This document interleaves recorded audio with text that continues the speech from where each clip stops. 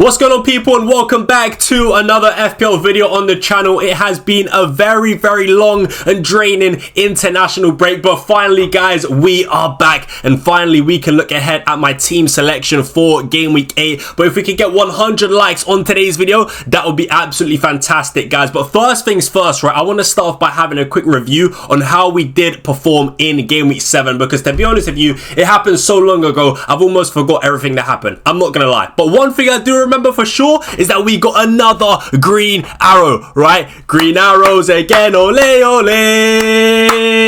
Green arrows again, ole ole. It's another green arrow, guys. Yes, we got 78 points in game week 7, right? 78 points, a green arrow from about 2.2 million up to 1.6 million. So it's back-to-back green arrows and things are looking good at the moment, right? That is pretty much all I remember, honestly. But yeah, as you guys can see, man, we did well, right? We did well. We had my guy, the FPL king right now, Anton Semenyo, coming in clutch with a huge 18-pointer. I think he got 2 goals, 1 assist against Fulham. What a legend. What a man. Right now, he is just that guy. It's simple as that, bro. There is no one better in the game right now than Anton Semenyo, pound for pound anyway, right? Erling Haaland, of course, is cooking, but let's be honest, man, we kind of expect that from Erling Haaland. With Anton Semenyo, this guy has just become an absolute sensation overnight, an FPL sensation overnight, right? So yeah, listen, Anton Semenyo, big up your damn self, man. Big 18 points, things that you love to see. We had the double Arsenal defense as well. Gabriel, Raya. I think Gabriel got defensive contribution points and a bonus point as well, and a clean sheet. Again, it's just stuff that you love to see. I mean, Gabriel, he is proving to be really good, a lot better for defensive contributions than I first expected, to be honest with you. But yeah, Arsenal defense once again proving why they just simply are the best defense in the league, right? Mohamed Kudus as well, he got 12 points against Leeds, 1 goal, 1 assist, a couple of lucky returns, like a lucky assist, if I'm being totally honest, but nonetheless, we take it, and a very nice goal as well. And Jai as well, I think he scored a penalty against Crystal Palace. Outside of the penalty though, he didn't really do much. I mean, I think there was a chance in like the last second, well no, when Grealish scored, when Grealish scored, and Dye put in a great cross for Beto. I do remember, it's all coming back to me now, right? When Grealish did score and Dye put in a great cross, and all Beto had to really do is just head in either corner. He heads it straight at Henderson, who gets the save, and then Grealish scores the rebound. So, and Dye was pretty unlucky not to get the assist in that scenario, but realistically, over the course of the entire game, I don't think Ndai did much from what I can remember. But yeah, as I said, 7 points, we take what we can get, right? He's on penalties, and that's part of the reason why we did pick him. So really happy with that. But yeah, players like Senesi, Van der Ven, Salah, Richarlison all stunk up the place, and Reinders as well. But yeah, man, overall we had a very good week, so I can't even complain, right? I can't complain. Very happy with that. Another green arrow. But listen, I don't really want to spend too much time talking about game week 7, honestly, because it happened so long ago. It's just like, listen, it is what it is. It's done, right? It's done. Honestly, it feels like that was about 3 years ago that happened. So yeah, listen, we're not really going to waste too much time talking about game week 7. What I really want to do is spend time talking about game week 8, because I feel like there's a lot of things to discuss. So with that being said, make sure you guys do smash a like on the video. But anyway, let's move on and let's have a look at my team selection for game week 8. Alright guys, so let's have a look at my current team selection for game week 8. Now, first things first, I do want to point out, right, that I do have 3 free transfers in the bank, and I've not used any of my transfers at the moment, but I definitely do plan on using a couple of those transfers. So we will also be discussing some possible transfer moves I could be making this week, and all the possible sort of routes I'm thinking of going down, right? So listen, let's just start off with my back line. Let's start off with the goalkeeper and defense. So in goal, we got Raya. On the bench, I got Dubravka, and then we have a back 3 of Van der Ven, Senesi, and Gabriel. And on the bench, we do have Rodon and Anderson. So of course, listen, I'm not going to overthink anything. Raya, Gabriel, they start. Simple as that. Week in, week out, every week, no matter what, those two are going to start no matter what, right? Because at the end of the day, it's very simple. Arsenal are the best defense in the league, so not much really needs to be said with these two. I think Fulham away is, look, in recent history, to be fair, right, Arsenal have struggled against Fulham, right, especially away from home in recent history. However, look, I still think every season is different, and I just think this season, with Fulham also not really having a striker, right, a fit striker, that's going to really dampen and affect their attack. And also, I just think this season, Arsenal just look so good. They look so stable as a collective unit, defense, midfield, attack. They just look like such a good, well-drilled, organised team, right? It's very, very clear that Arsenal are one of the best defences and one of the best teams in world football. So even though in recent history, you know, Fulham could be considered quite like a bogey team for Arsenal, it's not really going to change my decision making too much in terms of starting Raya or Gabriel. Like, ultimately, you might argue I could start maybe Rodon ahead of Gabriel, or I could start Dubravka ahead of Raya, but nah, that's just overthinking it. That's just trying to be too smart, right? And I'm just not going to do that. So listen, Raya starts, Gabriel starts. It's simple as that, right? Listen, we also do have Senesi and Van de Ven. Now, this is quite interesting because I do have Rodon on the bench. Now, Anderson as well I've got on the bench, but he's playing against Arsenal. There's no chance I'm going to start him. However, there is a small part of me that does feel like benching one of Van de Ven or Senesi for Rodon. Probably more so Van de Ven, because I think Senesi, even if he does concede, is really good for those defensive contribution points, right? This season, we talked about in yesterday's video, right? We looked at defensive contribution points, and it was Senesi, Anderson and Tarkowski as the top defenders for defensive contribution points, right? So Senesi is really good, really consistent for those defensive contributions, and therefore, right, I do want to still start him, even though he's playing against Palace away, which is a very, very tricky game. Whereas obviously Van de Ven, if he doesn't get a clean sheet, there's a good chance he doesn't even get defensive contributions, right? He is nowhere near as good as Senesi for those defensive contribution points, and it has got me thinking, should I be benching Van de Ven for Rodon? I mean, Rodon does have a decent fixture against Burnley away from home, and I feel like it's quite split at the moment. It is quite 50-50. Van de Ven playing against Villa at home, I actually think it's a good fixture, to be fair. I know Villa have done slightly better in recent weeks, but I still think overall, right, Aston Villa are not as strong as they once were, and I do favour Spurs in this fixture against Aston Villa. However, as I said, there is a small part of me that does think maybe, just maybe, I should be starting Rodon over Van de Ven, because I think the clean sheet potential is there. Burnley attack is really, really poor, but also the potential for defensive contributions is there with Rodon, and he's a good threat from set pieces. So I have thought about it. And also another thing that I looked at is the sort of is Rob T's projected goal and clean sheet odds. And as you guys can see on your screens right now, right, if you look at the clean sheet odds for Leeds, you'll see it's at 36%, right? And if you look at the clean sheet odds for Spurs, you can see it's at 29%. So based off this, realistically, I should probably be starting Rodon, but there is something inside of me that is leaning more towards Van de Ven, because I just have a sneaky feeling with Tottenham being at home, that's going to increase their chances of getting a result and a clean sheet. And because Leeds are away, I'm a little bit on edge. But another thing I quickly want to talk about is Van de Ven in terms of his sort of long-term place in this team. And what I will say is he is definitely a player right now that is on thin ice. He is a player that quite frankly, I'm looking to take out, right? I do really want a Crystal Palace defender in my team, so I am looking at players like Daniel Munoz or Chris Richards, right? Definitely one of those two players I want in my team. Now, we'll get on to sort of whether I go for Daniel Munoz or Chris Richards in a second, because I've got some more transfers planned for the midfielders and the forwards, and you know who I bring in those positions does sort of affect who I bring in defense, right? Because Munoz is a lot more expensive than Chris Richards. But like I said, right, with Van de Ven, he's only I'd say pretty much he's got like 2 more games left for me in this team, right? He's got Villa at home next and then Everton away. After that, it's a pretty difficult fixture run. If I just show you guys the fixtures for Spurs, you'll be able to see, right, Villa and Everton is nice, but after that it's you know, it's Chelsea, United, Arsenal, Fulham is decent, but then Newcastle as well. So yeah, from game weeks like 10 to 14, the fixtures are not good, especially for a defender, right? So I think Van de Ven has got like maximum of 2 more games left in my team, right? So just wanted to make that clear. But I want to move on to the midfield and attack, because there is a lot of things to discuss in terms of transfers and possible routes I could go down, and it also does involve my midfielders and forwards. So yeah, let's have a look at my midfielders and forwards. And as you guys can see, right, we've got Mohamed Salah still, we've got Semenyo, we've got Reinders, we've got Ilman and Dye, we've got Mohamed Kudus, and up front we do have Richarlison and Erling Haaland. Of course, for captaincy it is Erling Haaland. And actually, quickly before we move on to sort of possible transfers, I do want to quickly speak on captaincy right now. Listen, At the moment, as it stands, I'm on Erling Haaland, right? Because I feel like betting against Erling Haaland when he's got a game against Everton at home is absolute madness, right? Given the fact that Erling Haaland is one of the most informed players in the Premier League at the moment, for me, it's just not a smart idea to be backing against Erling Haaland, right? Which is why currently, as it stands, I've got him as captain. Because I don't think the Everton defence this season has actually been that good, if I'm being totally honest with you guys, right? I actually think the Everton defence is really, really poor, and it's part of the reason why I didn't even pick Tarkowski on my wildcard, right? Because I don't like their defence. So with that being said,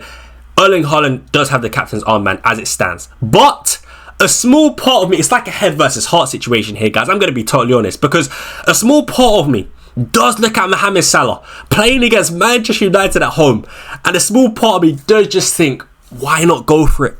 Why not take the risk? Why not take the gamble? And I do think the old version of me, the last season's version of me, right, probably would have backed against Erling Haaland, went against the grain, would have gone against the majority and gone for Mohamed Salah captain. But this season, I'm trying to change my approach because I think decisions like that last season cost me massively, right? So I really do look at that fixture for Salah and think, wow, this is a great fixture. And I know Mohamed Salah's been stinking up the gaff week in, week out. He's been massively, massively out of form, right? He's not been good for Liverpool.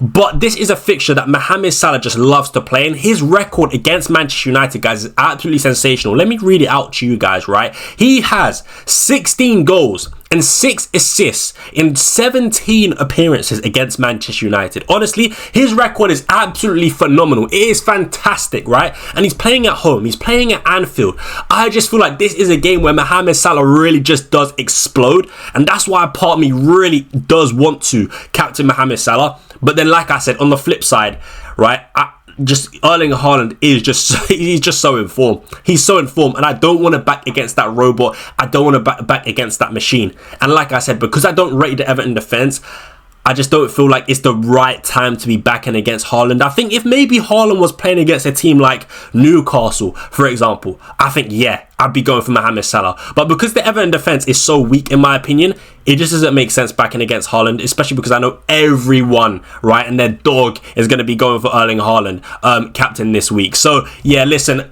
I'm tempted, as I said, but I think right now I'm going to have to just, calmer, right? Keep it calm. Stay cool, stay collected, and just go with the easy option, which is Erling Haaland. I think the fact that I've got Salah in my team is probably good enough anyway, right? Because a lot of people are selling Salah, a lot of people don't have Salah. So, yeah, but I just think that fixture right there is so good. And like I said, the record that Salah has against Man United is ridiculous. So, yeah, I'm expecting a big Liverpool win in this game, if I'm being totally honest with you. But, yeah, just wanted to give my sort of thoughts on that because I do feel like it's a close one, man. It really is a close one. But listen, let's talk about some possible transfers, right? Let's talk about some possible replacements. So, now, as you guys can see, right, we've got Ndiaye in the team, we've got Richarlison in the team, and these are the two players that I am considering taking out, right? At first, I was going to take out Kudus, but no, I've thought about it and sort of the strategy that I'm going for, right? I do feel like it makes sense to keep Kudus for the next 2 games and then get rid of him after that, right? So, listen, players that I want right now to take out is Ndiaye and Richarlison, right? I think Richarlison definitely has to go. And as you guys saw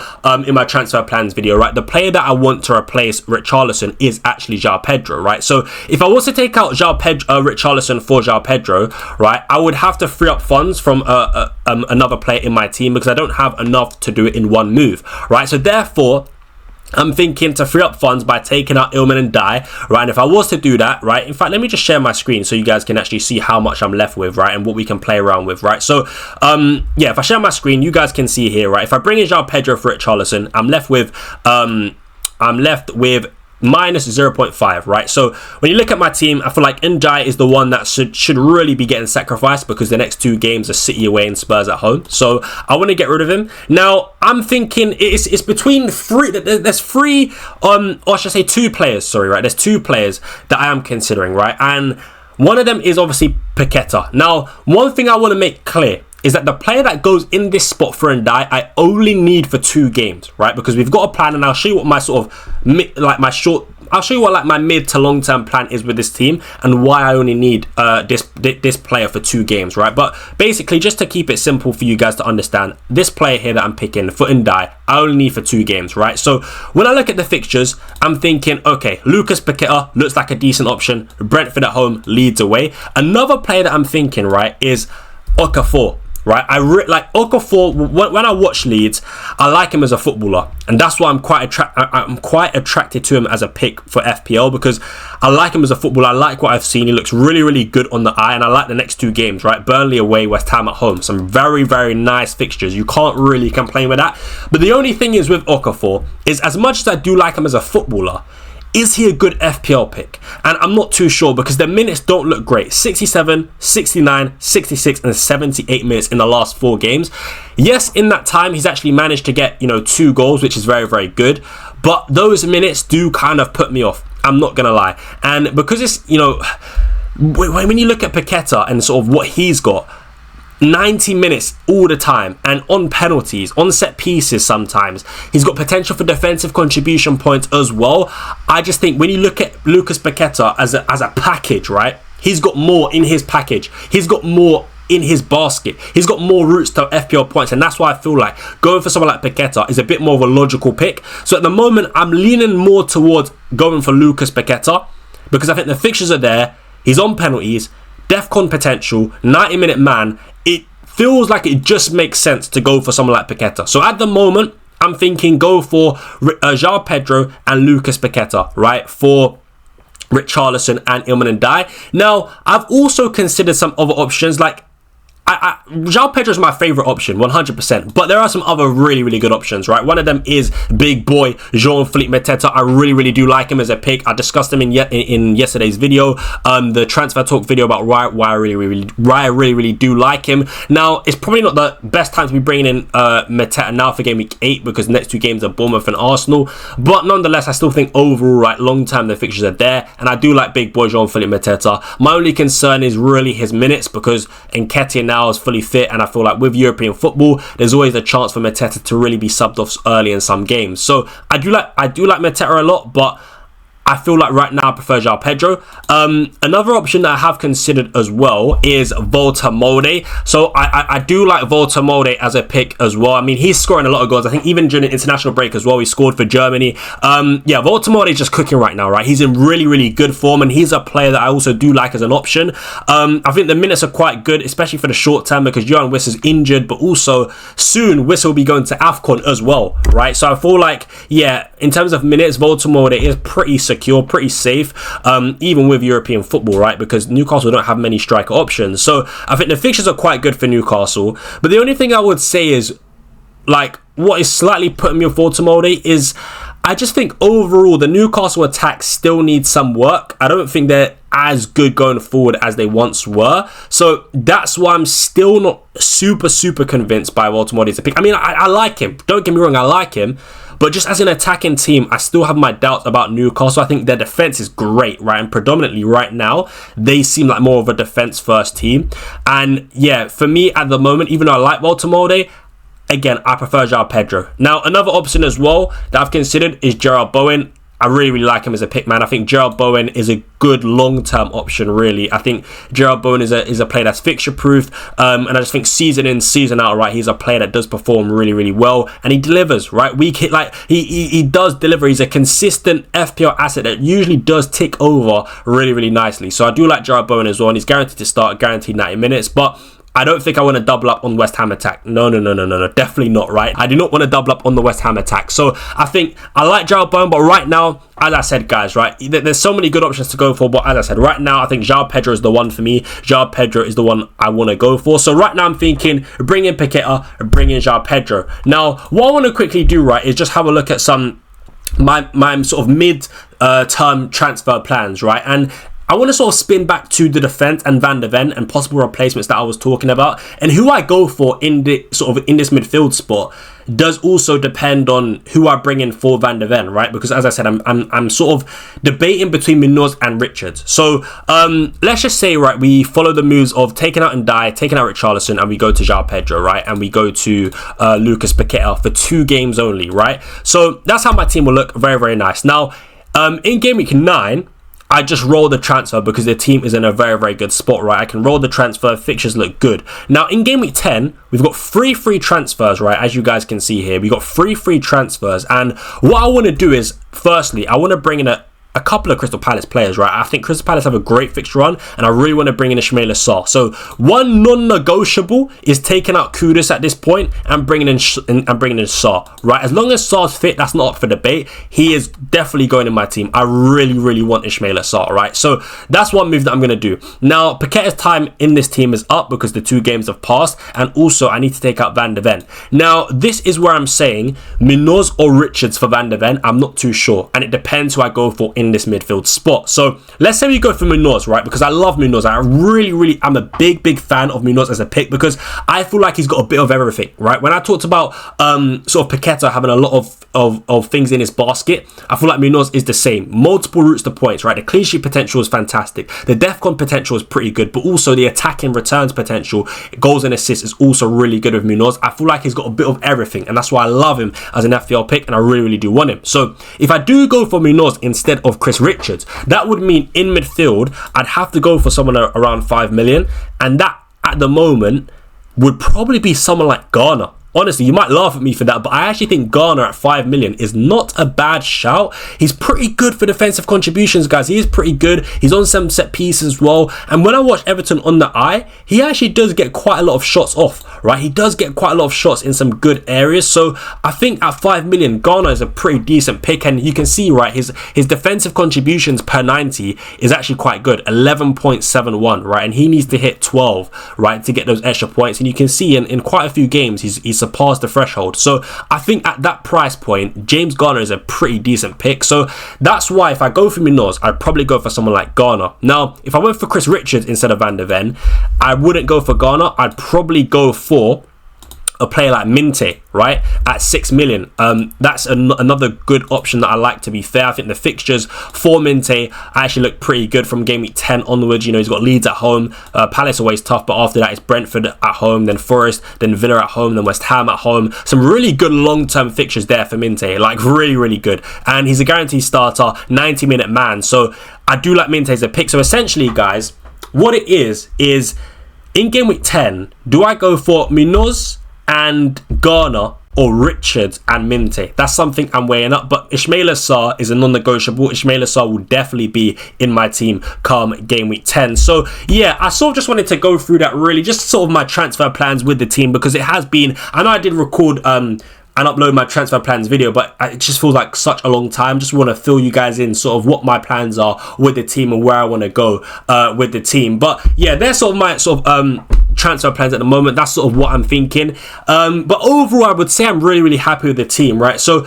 let's just say I do make those transfers this week, and we bring in João Pedro, and we bring in Lucas Paqueta, then of course that's how the team would look. It's still a 3-5-2, but instead of Ndai, we've got Paqueta at home against Brentford, and we've got João Pedro against Nottingham Forest away. Right, Nottingham Forest defensively have looked really poor under Ange Postecoglou. I'm very happy to go João Pedro. He's had a rest as well during international break. He didn't travel with the Brazil squad, so he's refreshed. And I just think Chelsea's fixtures are just simply too good to ignore. Too good to ignore. So yeah, I'm very happy going with João Pedro, to be honest with you. I think the potential for penalties is there as well, so I like him as a pick. But yeah, that's gonna be it for today's video, man. Thank you guys so much for watching. I really do hope you enjoyed. If you did, smash a big thumbs up on the video. It really would be appreciated, man. But I'm excited. We're back now, back from the boring international break, feeling good, feeling refreshed, and of course there will be a lot of watch alongs to come this week during game week 8, so hopefully I'll catch you guys there. But yeah, thank you guys so much for watching, and yeah, it's been your boy FPL Ryan, and I'll catch you guys in the next one. But until then, I'm out. Peace.